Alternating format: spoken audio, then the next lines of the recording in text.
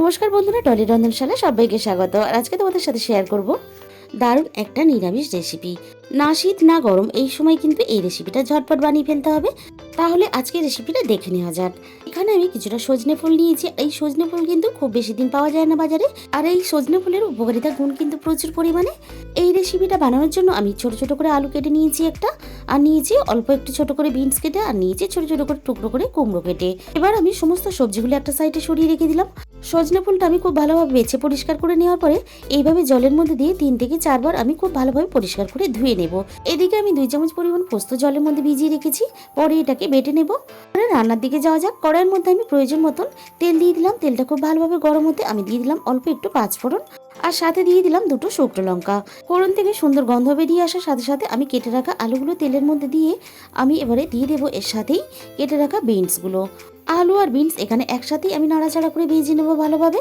আলু আর বিনসটা একটু ভেজে নিয়ে আমি কেটে রাখা কুমড়োগুলো দিয়ে দিলাম। এরপরে এখানে দিয়ে দেবো স্বাদ মতো লবণ। সমস্ত কিছু একসাথে খুব ভালোভাবে নাড়াচাড়া করে আমি ভেজে নেব। এরপরে সবজিটা যাতে একটু নরম হয়ে যায় তার জন্য আমি মিনিট 5 জন্য ঢাকা দিয়ে দিলাম। 5 মিনিট পরে দেখো ঢাকা খুলে আমি দেখে নেব সবজিটা অনেকটাই নরম হয়ে এসেছে। একটু নাড়াচাড়া করে নিয়ে আমি এর মধ্যে দিয়ে দিলাম 1/2 চামচ পরিমাণ আদা বাটা। আদার কাঁচা গন্ধটা চলে যাওয়া পর্যন্ত সবজির সাথে আমি নাড়াচাড়া করে আদাটা ভেজে নেব।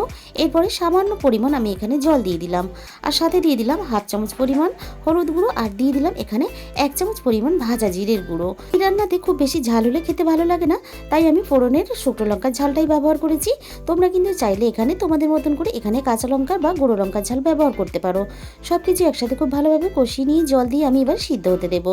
সবজিগুলো খুব ভালোভাবে সিদ্ধ হয়ে গেছে, তাই স্বাদের ব্যালেন্সের জন্য সামান্য পরিমাণ চিনি দিয়ে দিলাম। এরপরে আমি এখানে দিয়ে দিলাম সজনে ফুলগুলো। সজনে ফুলগুলো এভাবে নাড়াচাড়া করতে করতে কিন্তু অনেকটা জল বেরিয়ে আসবে। এই সময় গ্যাসের ফ্লেমটা একেবারে লোতে দিয়ে রাখতে হবে। সজনে ফুলের জলে কিন্তু সজনে ফুলগুলো খুব ভালোভাবে রান্না করে নিতে হবে। রান্নাটা আমার রেডি হয়ে গেছে। পোস্ত বাটাটা এখানে দিয়ে দিলাম। বন্ধুরা, তোমরা কিন্তু একবার হলে এই রান্নাটা করে খেয়ে দেখবে, গরম গরম ভাতের সাথে খুবই ভালো লাগে।